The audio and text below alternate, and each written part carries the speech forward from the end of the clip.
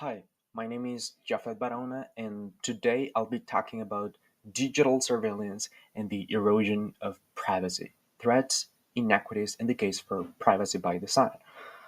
This is the working title for my essay so far, and I think it gives an idea of the focus of it.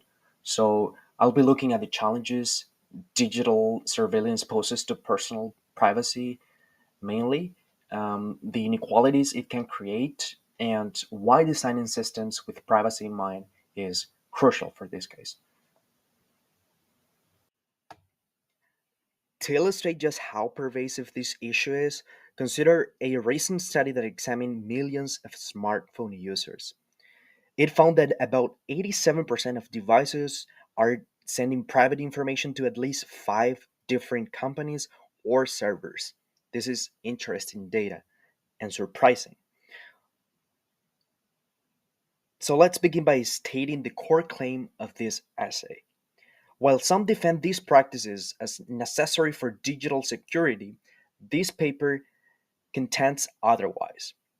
I argue that digital surveillance poses a serious and expanding threat to individual privacy in the modern era. In fact, these measures can facilitate the large scale collection of personal information, the continuous surveillance of everyday life, and disproportionately affect marginalized communities. Therefore, addressing these challenges requires a transition from existing naturalistic privacy strategies to the implementation of a robust method such as privacy by design, which is a proactive framework initially proposed by former Ontario Information and Privacy Commissioner Anne Kevokian. It basically integrates privacy protections directly into technological systems, allowing for more effective safeguarding of privacy. But why did I choose this topic?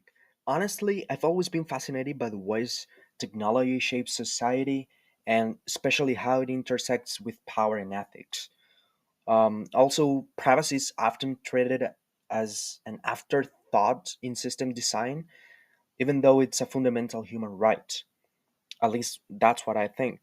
Um, and I chose to focus on digital surveillance specifically and personal privacy because it's an issue that affects us all in our daily lives.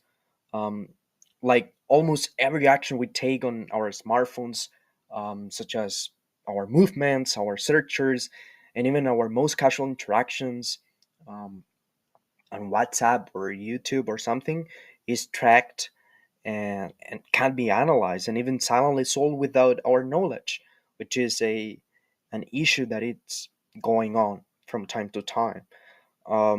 Therefore, it's important to discuss this because it raises ethical and social questions that often go unnoticed by many of us, making particularly irrelevant for this course. Um, Furthermore, this topic connects directly with the content of Week 4, where we analyze surveillance and its role in everyday life, and with Week 9, which addresses how knowledge derived from data influences decision making and the construction of power. So I found that interesting too. This topic also interests me personally because I constantly use digital devices to check social media, watch YouTube videos, search for information on Google, and and even play video games. Um, and all of these at some point request permissions that I generally don't even read. And for this reason, I want to understand how much of my privacy and autonomy are affected by the apps or websites I interact with daily. And this is part of the mission I'm taking for this essay. Um, More generally, I believe it's a valuable area for research because it leads to a perspective on the extent to which we can be manipulated by the internet. And I think that's a crucial point to take into account in this conversation. As many other topics, this one is also quite controversial. On one side, some argue that surveillance is essential for security because it prevents to some extent cybercrime or terrorism. And on the other side, critiques argue that, and quote, the expansion of digital surveillance may not only promote discrimination against individuals in marginalized groups, but against these groups as a whole. And I would add that it gradually reinforces harmful stereotypes and social stigmas. So, this tension between security and privacy is exactly what makes this topic so compelling for me. Um, and I think it's about the real world consequences of decisions made in both technology and policy.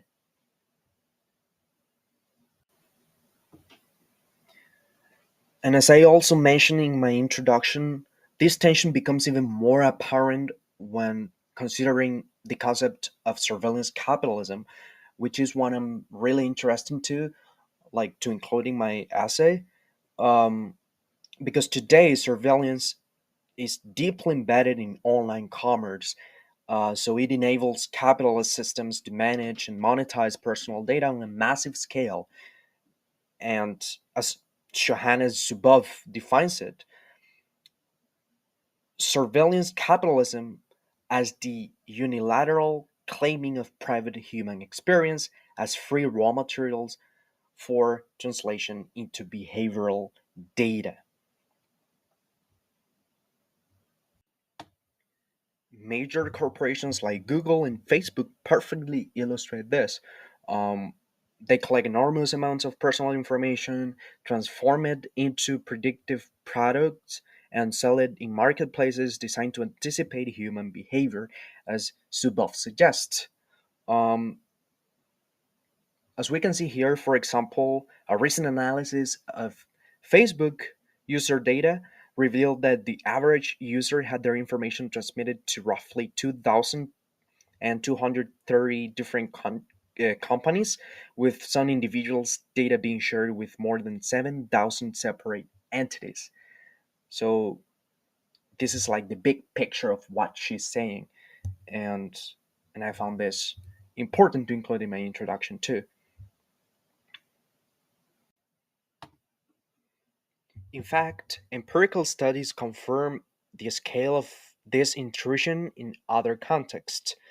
In a study of 71 Android users over approximately 37 days, researchers installed monitoring software on participants' phones to track real time location data and simultaneously capture all outgoing network traffic. They found that over 85% of the devices were transmitting location information, often without the user's knowledge. So this is also important data to be included in my introduction, as it exemplifies different dimensions of surveillance in both apps and um, like general devices that we are used to use.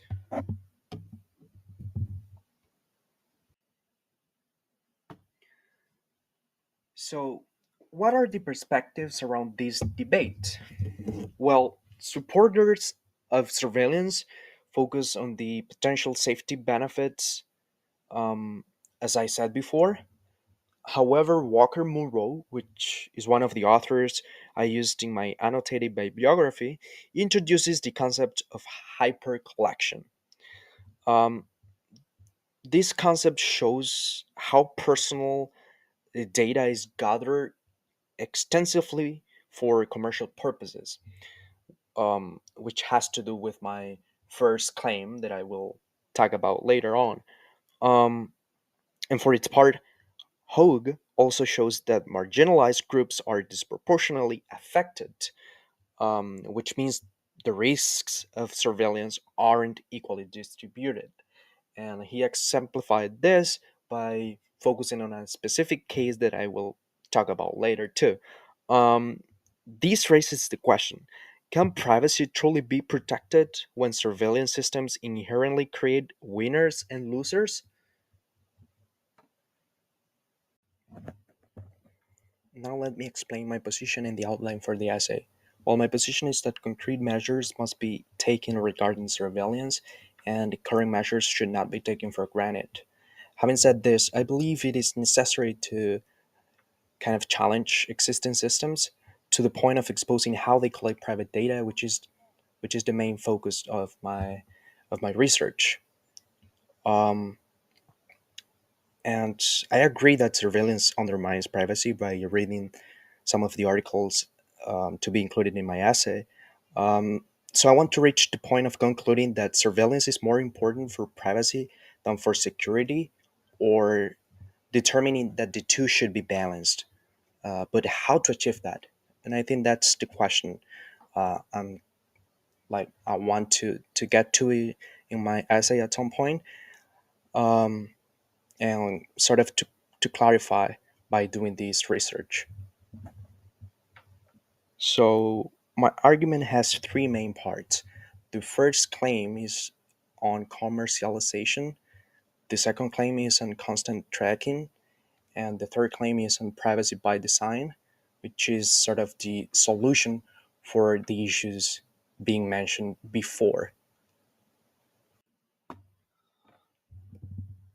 As I said in the first point, I will focus on how individuals' data becomes a commodity. To illustrate this, Jane et al. In the article I chose explained that 2.5 quintillion bytes of data were created every day in 2012, and all this personal information is vulnerable to exploitation. This is just a measure or kind of a picture um, to exemplify how much data is being collected by big corporations and governments. So, based on that, I will examine two key points as part of this discussion. These are companies convert our data into profit through targeted advertising and use predictive analytics to influence our future behaviors.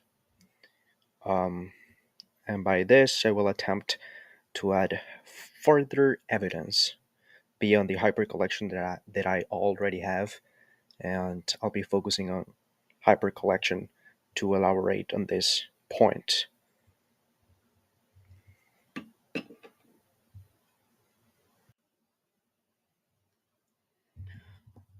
As for my second section, I will talk about unequal surveillance, where I will focus specifically on the case of Hassan Elahi, who was wrongly monitored by the FBI and responded by creating tracking transience, um, which is a self surveillance project that revealed how ingrained institutional monitoring is in society. So it's like a practical approach to defining this point.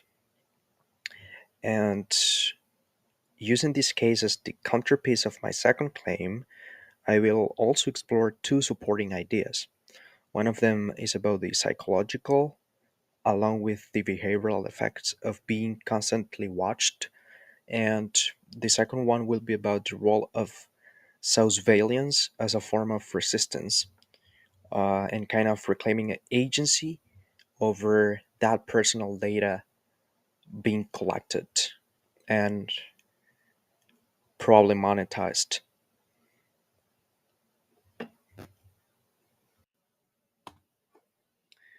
Finally, I will discuss privacy by design as a potential solution of the issues being brought to the table as my third and final section of the essay. I'll start this point by a powerful sentence seen in Rashowitz's article, um, that says privacy by design is different from privacy enhancing technologies in that the former is a general requirement of the core architecture of a system or product, whereas the latter are employed to strengthen privacy related components of the system as a second stage when the architecture is already implemented.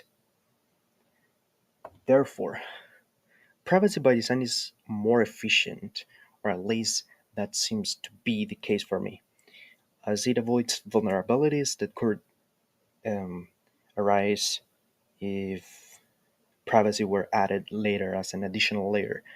Um, To further strengthen my argument that this solution may be correct, I will examine some points as supporting sentences, um, and they are: by embedding privacy into internet standards through organizations like the AIP and IETF, and these type two organizations are found in the article that I just mentioned before, and I find that to be useful for my essay.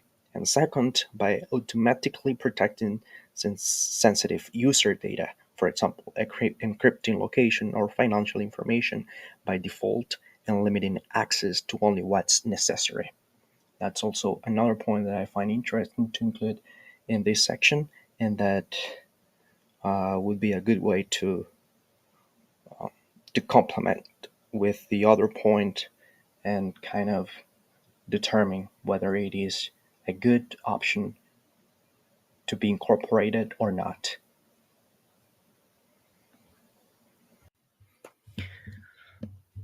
Having explored all of this, my research has confirmed my initial argument made in the annotated bibliography, and even helped clarify and strengthen my understanding of the issue a bit more. To wrap up, here's a question for discussion: how can both policymakers and technologists balance the demand for security with the need to protect individual privacy in an era of hyper collection? Also, one issue I haven't fully explored yet, but hope to in my essay, is how privacy by design is being applied in emerging technologies like AI and the Internet of Things.